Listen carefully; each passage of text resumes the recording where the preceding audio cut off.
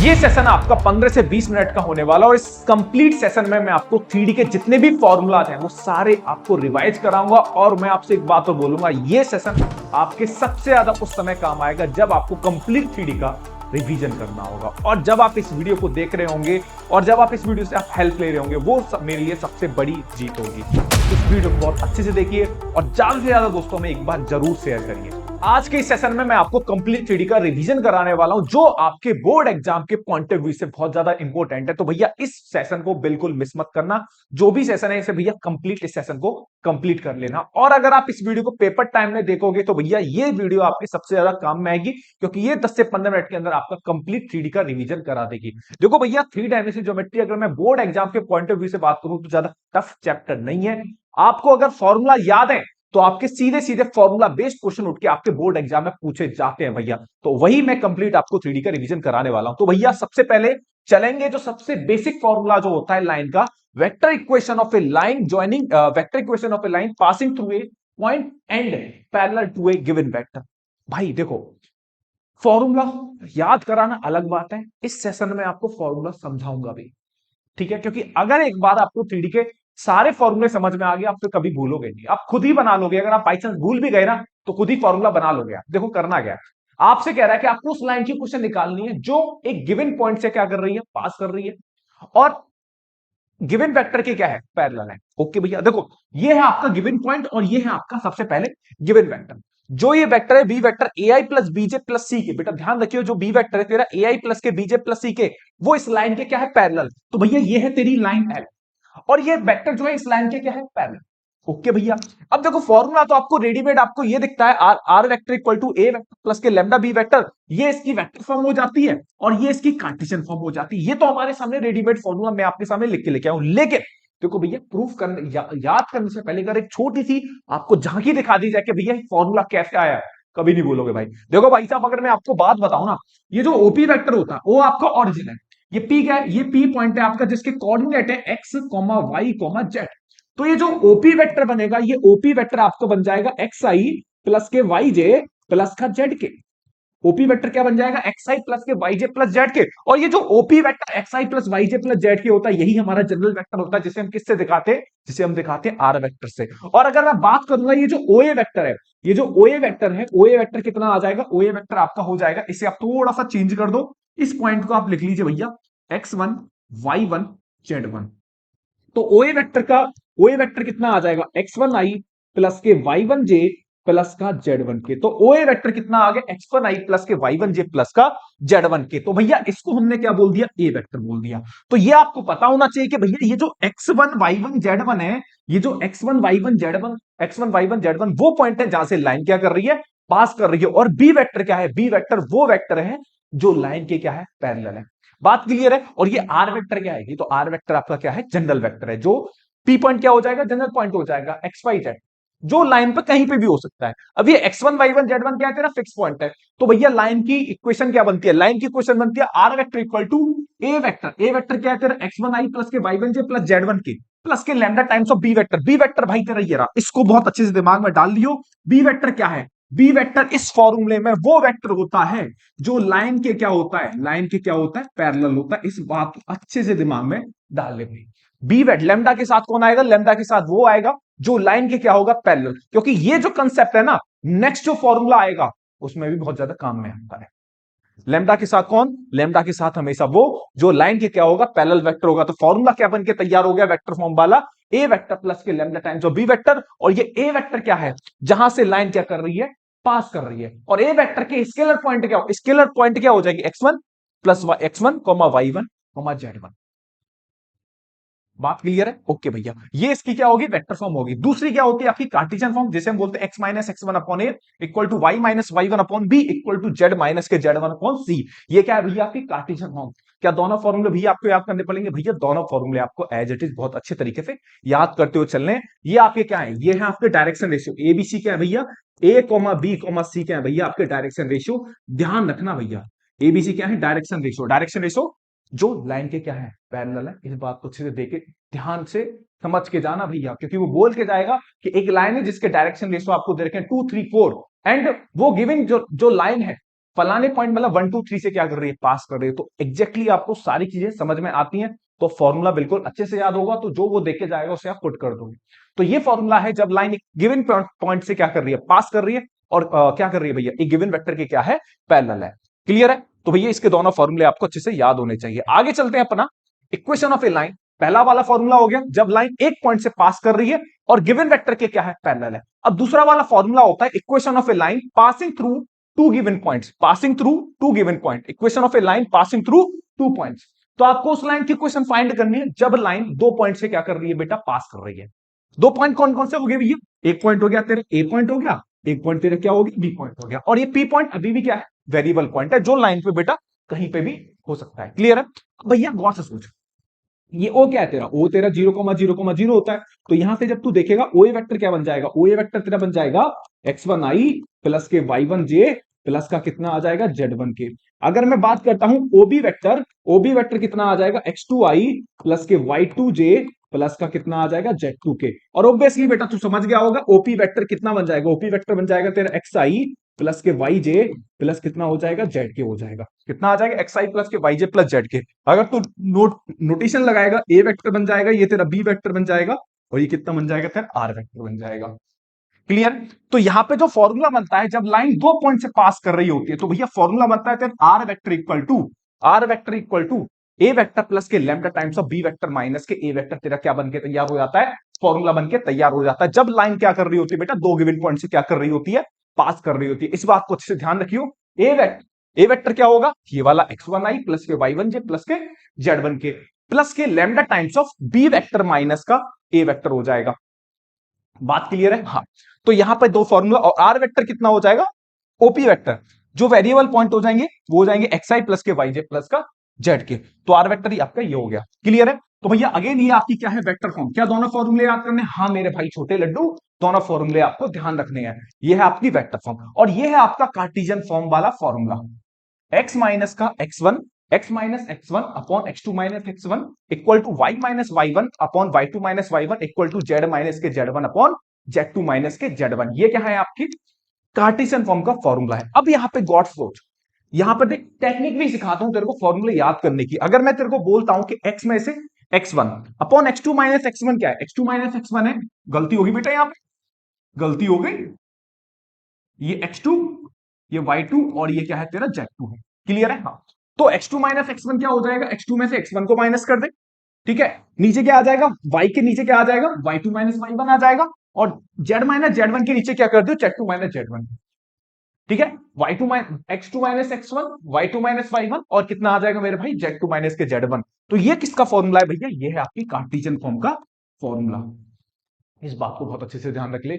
ये फॉर्मूला किसका बन गया, x minus x1 upon x2 minus x1 equal to y minus y1 upon y2 minus y1 equal to z minus z1 upon z2 minus z1। ये है आपकी cartesian form का formula. किसका formula, जब लाइन क्या करती है बेटा, दो पॉइंट से क्या कर रही होती है, पास कर रही होती है। अच्छे से तेरे को बोल के जाएगा कि भैया लाइन क्या है, दो पॉइंट से पास कर रही है। देख लियो वो कौन सी फॉर्म में आपसे आंसर निकलवाना चाह रहा है, कार्टेशियन में या फिर वेक्टर में। ठीक है, अच्छे से एक बार देख ले। ए वेक्टर तेरा ये है, बी वेक्टर तेरा ये है, दोनों डायरेक्ट फॉर्मूले में डाल देगा, तेरा ये मतलब ये वाला फॉर्मूला भी तैयार हो जाएगा। अब सीखते हैं सबसे इंपॉर्टेंट, दो लाइन के बीच का भैया एंगल निकालना सिखा दो। देखो भैया, दो लाइन का एंगल निकालने के लिए सबसे सिंपल काम है, बहुत ही काम है, वो आपने वेक्टर में भी सीखा होगा, angle between two vector. Same ही काम है बेटा, दो लाइन के बीच में एंगल निकालना। क्या है भैया, दो लाइन आपको देखी गई, पहली लाइन वो आपको देखे गया, ये वाली line r vector equal to a1 plus के लैम्डा टाइम्स ऑफ b1, और दूसरी क्या देखे गया भैया, दूसरी लाइन देखे गया आपको इस तरीके। लाइन देखो यही बनी है, ये आपकी जनरल लाइन होती है, general equation of a line होती है आपकी, ये r vector equal to a vector plus के lambda times of b vector. बहुत अच्छे से मैंने समझा दिया है, क्वेश्चन लगाना क्लियर हो जाएगा। ठीक है, और 100% बोल रहा हूं, ये वीडियो सबसे ज्यादा काम कब आएगी, जब आपको क्विक रिवीजन मानना होगा कंप्लीट थ्री का, उस समय सबसे ज्यादा काम में आएगी ये वाली वीडियो। और जिस बच्चे के काम में आ रही है ना, वही मेरी भाई सबसे बड़ी विन होगी। ठीक है, चलो भैया, हमें देखना है यहाँ पे एक एंगल बिटवीन टू लाइन। तो दो लाइन के बीच का एंगल निकालते हैं। देखो दो लाइन के बीच का एंगल निकालना सबसे इंपॉर्टेंट चीज है, सबसे ज्यादा सवाल पूछे जाते हैं आपके बोर्ड एग्जाम में, ऑब्जेक्टिव क्वेश्चन में। ठीक है भैया, तो ध्यान रखना cos थीटा बराबर होता है b1 dot b2, b1 dot b2 dot product है b1 डॉट b2 अपॉन इन दोनों vector magnitude, magnitude of b1 into magnitude of b2। ये क्या हो जाएगा, दो लाइन के बीच का क्या हो जाएगा बेटा, एंगल हो जाएगा। cos theta equal to b1 dot b2 upon magnitude of b1 into magnitude of b2 का होल मैग्नीट्यूड। ये क्या हो जाएगा, वेक्टर फॉर्म वाला फॉर्मूला हो जाएगा। अच्छा, b1 को मैं क्या लिख सकता हूं, अगेन b1 को मैं लिख सकता हूं, b1 एक वेक्टर है, क्योंकि मैंने क्या बताया था, लैम्डा के साथ जो आता है वो क्या होता है, वेक्टर होता है। और वो वेक्टर किसके पैरेलल होता है, लाइन के पैरेलल होता है। पहला वाला formula, equation of a line passing through a point and parallel to a given vector. तेज बोल रहा हूं तो भैया, मतलब स्पीड से बोल रहा हूं तो क्या कर लियो, वीडियो को स्लो कर लियो। जनता क्या बोलती है कि भैया 1.7 पे देख लेना, 1.5 पे बोल ले तो देख लेना। मैं क्या बोल रहा हूं, स्पीड को स्लो करके देख लेना, क्योंकि वीडियो की लेंथ कम करनी है, मजे से देख। ठीक है भाई, हाँ भाई। तो B1 हो गया मेरे भाई लड्डू। तो B1 क्या हो जाएगा भैया, B1 हो जाएगा आपका A1I प्लस के A1I, हाँ A1I प्लस के B1J प्लस के C1K। और B2 क्या हो जाएगा, B2 हो जाएगा आपका A2I प्लस का B2J प्लस का C2K। ये हो जाएगा A1I प्लस के B1J प्लस का C1K। B2 वेक्टर कितना हो जाएगा, A2I प्लस के B2J प्लस C2K।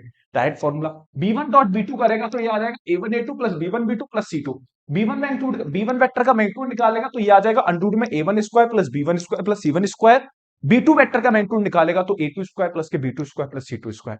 ये आ गया, क्लियर है। हाँ, अब यहां से नया खेल बनता है, नया खेल पैदा ये होता है क्या, कि भैया इफ केस पहला, पहला केस पहला कि if two lines are perpendicular, if two lines are perpendicular. भैया जब दो लाइन परपेंडिकुलर, तो मैंने कि लड्डू छोटी सी बात है, कौन सी बात, कि जब भी दो लाइन परपेंडिकुलर होंगी तो ये थीटा क्या हो जाएगा, बच्चा बोलेगा भैया थीटा 90 हो जाएगा। मैंने की बहुत भाई बढ़िया।